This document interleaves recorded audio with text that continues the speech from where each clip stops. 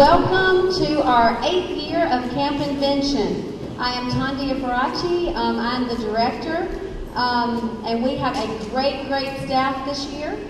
I'm sure you've heard about their busy week of morphing. They have taken everyday objects and made them into something that's better, that can do a multitude of things.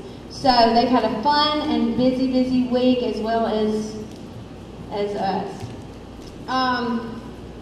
We are here today to celebrate inventors. These kids take what we see as a pile of junk and create a multitude of inventions, and their creativity just takes off. I want to introduce our staff. The first class was Amplified, and it was taught by 2nd grade Bowmar teacher Rebecca Flanagan, and she's going to tell you a little bit about that. Good afternoon, everybody. I'm not used to talking on a microphone, so sorry. Amplified. We talked about this week amplifying our 5 senses. On Monday, we talked about amplifying our sense of vision. We made bionic eyes, so make sure that they let y'all look through those when you get to our table.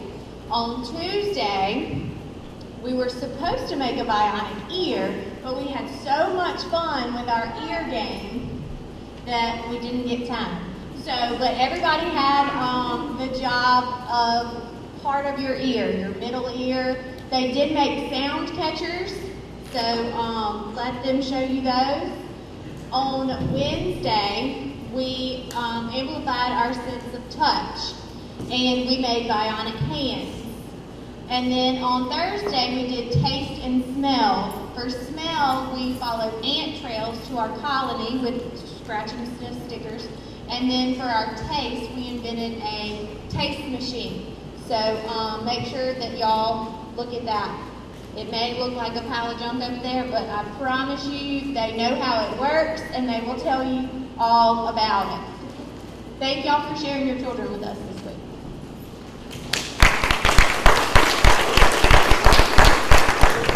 And we hit 40 at the end of last week, and Rebecca jumped on board in a few days and was prepared to lead and teach, so we really appreciate that. Our second class was Design Studio Morphed, and Kayla Weeks, 6th grade teacher from Redwood, led that class, and Morgan Felton is going to tell you about that one. In Design Studios, we designed a lot of stuff, we built, and we drew a bunch of stuff. We also, on the brainstorming station, every weekday we have a new question, and we brainstorm and think about what it will be like in the future and all that stuff. So, we have some stations, and every day on the board we look at some more inventors, and so we make ideas and we think really deep out of the box. And so what we do is after we think, we make it and we draw it, and then we design it, and then we put it on a table and we show, and then so after we design it, we put it on a table, and then we sometimes do fun stuff if we have a little extra time before we go to our next class. And it was very awesome and fun. I enjoyed it a lot. Thank you.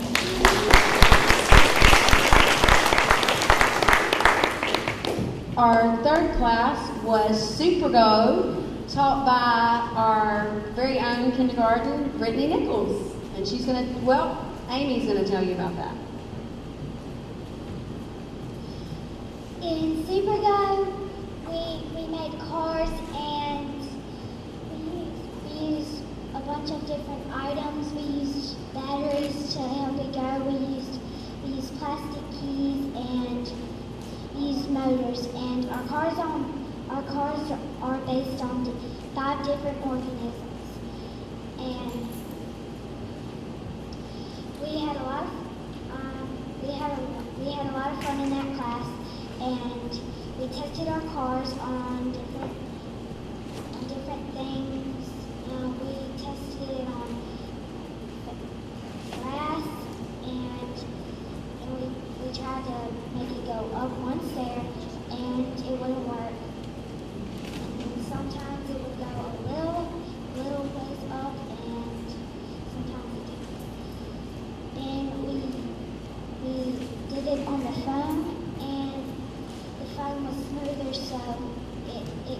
much better.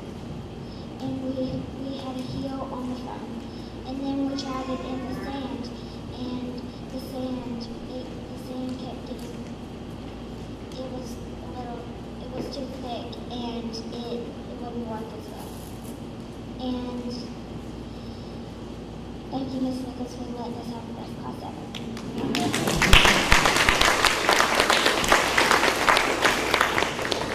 Our fourth class was I Can Invent Pen Bug, and that was a synergistic effort. All teachers taught that together. And Ms. Nichols is going to tell you a little bit about that one. All right. In Pinbug, we had to literally build their pinball machines. They had to engineer plungers on their own. They had to coordinate with different hardwares and build flippers, and they actually work. And most of them have a really cute little scoreboard and ways that they can add up your points, and they're all going to demonstrate them for you. They all had to be inspired by bugs and animals and different things that they could bring together, and I think they enjoyed this class the most, probably because they got to take apart everything. So I got to see the insides and the guts and how everything just works together, and I really enjoyed that class with them. Thanks.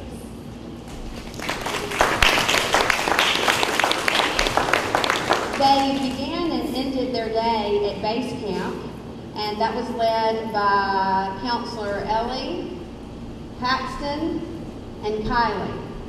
And we need our base camp captain, Jaden. Where are you? If you will stand, please, in the middle of all the campers.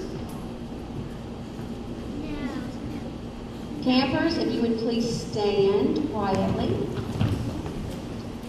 And Jaden is going to lead our base camp chant.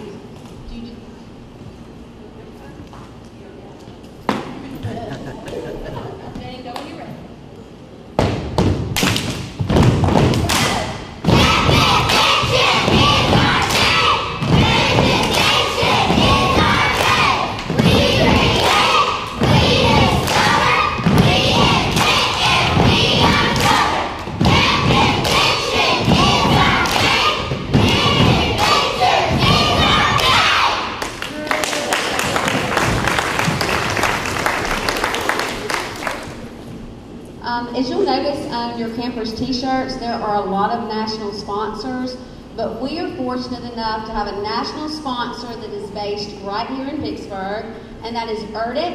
And we have Rick Tillotson, that is the Education Outreach Coordinator, and he is going to come speak to you for just a moment. Thank you, ERDIC.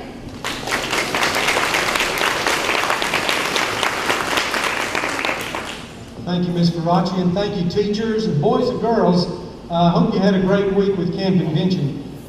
STEM, science, technology, engineering, and math, is important in our country, but it's really important to ERDIC, Waterways Experiment Station, for those that don't understand ERDIC. And so we invest in education opportunities like this in our community, not only at Bowmar, but at 3 other schools in our county this summer. So we're pleased to do this, and we think it's a great investment in our future. I'd like to introduce our military commander at ERDIC, Colonel Jeffrey Eckstein. He's going to come and make a few comments at this time. Colonel Eckstein.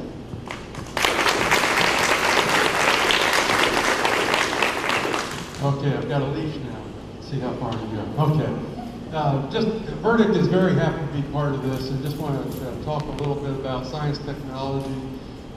Across the country right now, we've got a problem with STEM, just like Rick mentioned. We don't have enough people going into those areas. So the administration has realized this is a problem. They put money into it. The Department of Defense is allowed to go out and do this, and that's how ERDIC kind of gets involved. So we're allowed to go out and do this to promote STEM within our communities and across the country. We've got other programs. We did GEMS program, Gains in Engineering, Math, and Science. We did one last week. We'll do another class in July. We sponsored the robot team here in Siege 456. If you follow the paper in the spring, we sponsor that. They come out. A separate nonprofit runs it, but we give them facilities at ERDIC so they can do their competitions.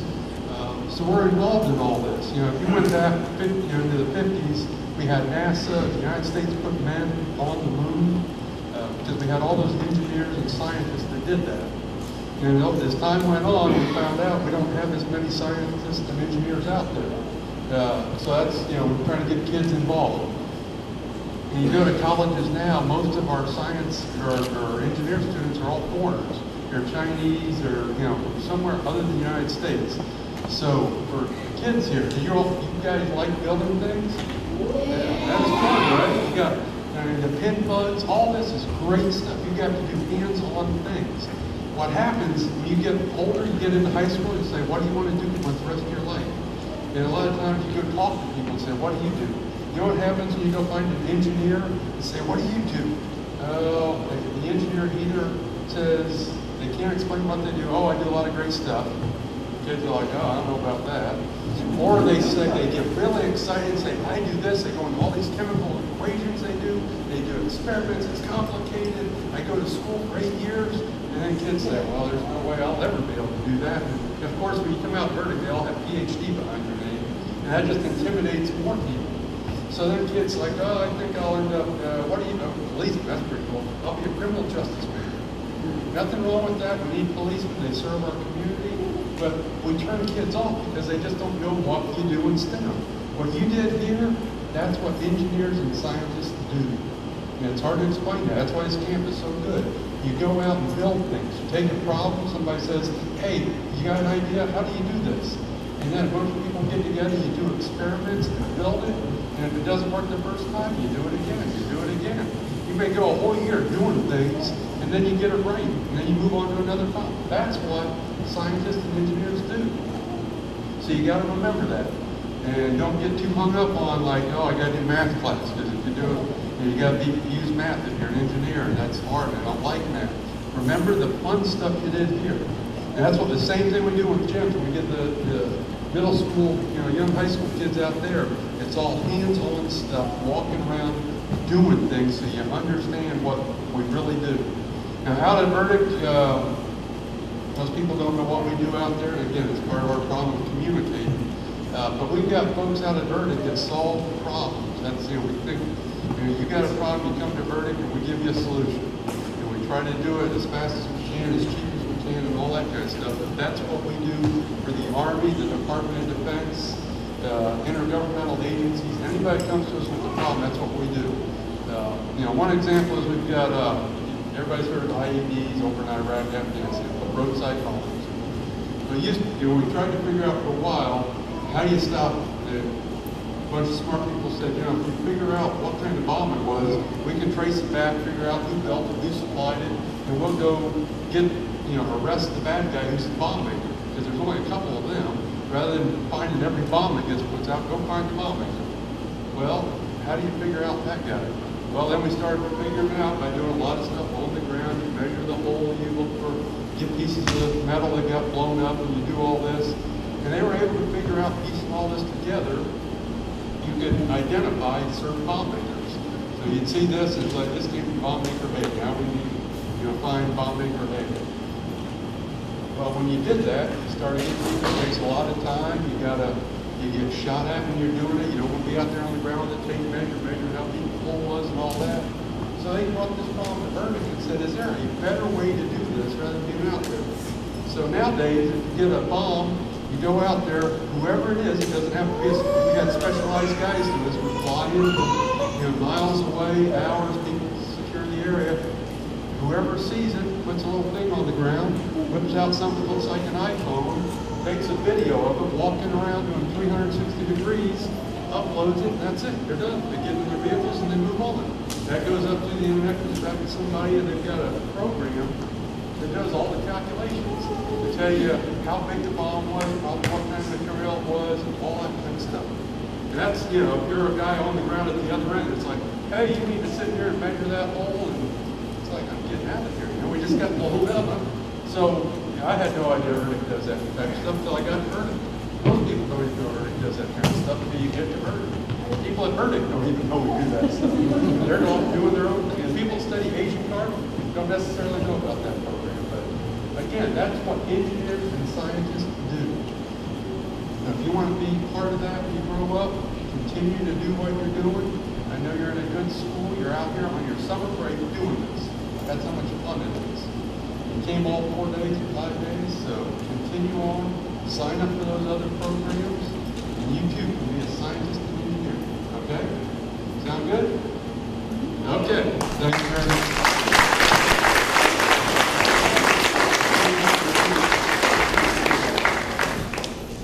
Now for the fun stuff. Who's ready to work their pinball machine? All right, first group, you're up.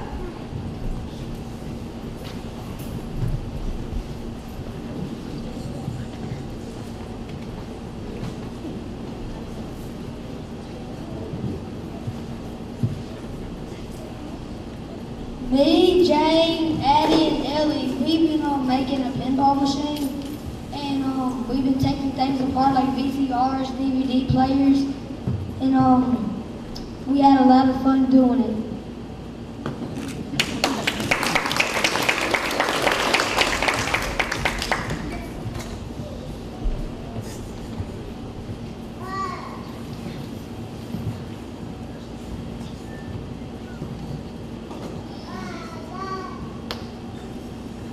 We pull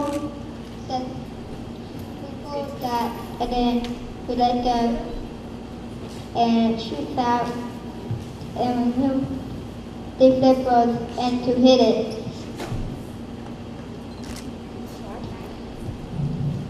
That's what the jackpot. These are 1 point. These right here, these are angles,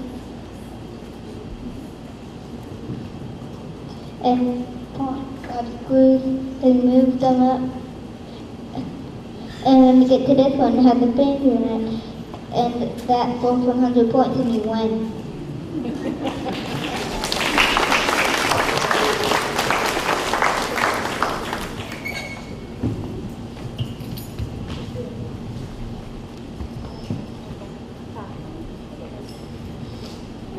Tyler, Emmy, Ava, and I, we made this pinball machine and we worked very hard on it. It was a lot of fun working together, and I hope you like it.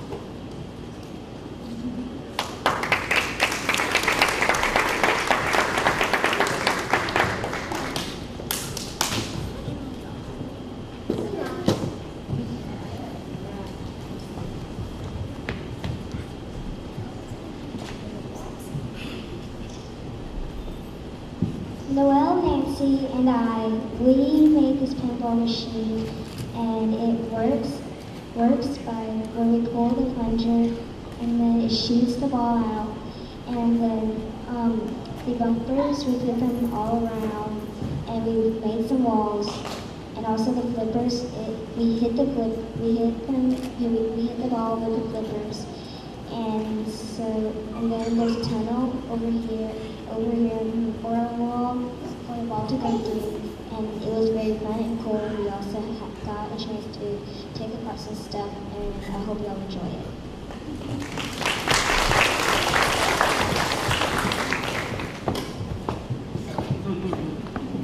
Hayes, Antonio, and Hannah and me, we all made this, and we worked very hard, and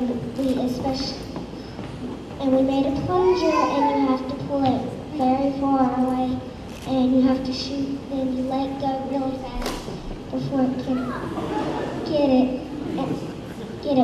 And we made this for a wall, and we have a little tiny, it looks like a baton, and it's our jackpot, and it's 105 points. And you always win if you get the jackpot, and then it's game over, but you win. But if you hit something bad, then you lose the game. Thank you very much.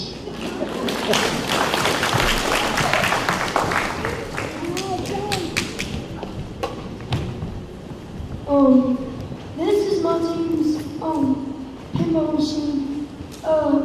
Right here we have the plunger which shoots the ball out. And those are the flippers. They're the things that hit the ball. And then right here is our jackpot, and our theme is haunted. And we have a lot of stuff that's kind of creepy in here because our thing is haunted, and it actually does work, and it's and I think, my opinion is, it's actually pretty cool. It has bumpers, which are the things that it bounce off of, and that's what our board is and what it does.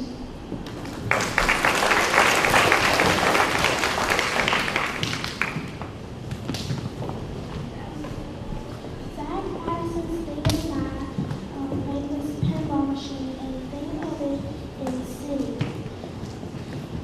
You shoot the ball out of a plunger, and then it goes on a lot of rollers, a school, an airport, a stadium, and a little village. And there's a little turn in the middle. And we really like the theme because it kind of reminds us of Vicksburg. You know, it has all the things.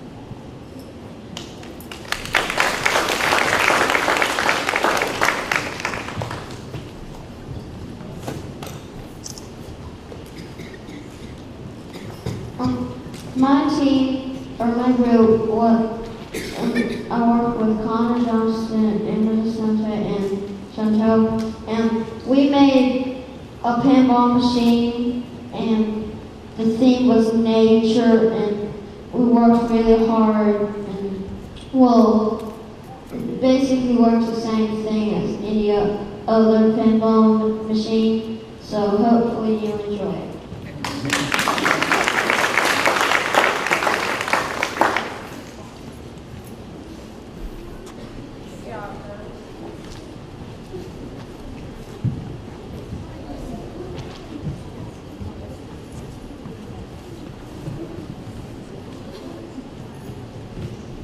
Hello, my name is Claire. This is my group. Nehemiah, Addison, Mari, and Taylor. This week we made a pinball machine. We used all the normal things: jackpots, bumpers, flipper, and a plunger. I hope you enjoy our pinball machine. We worked really hard. Thank you.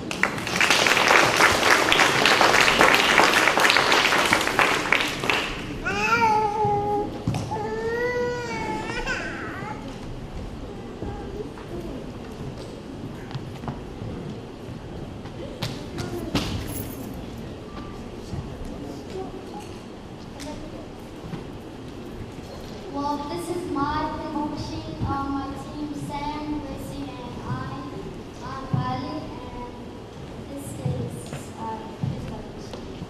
I hope you like it.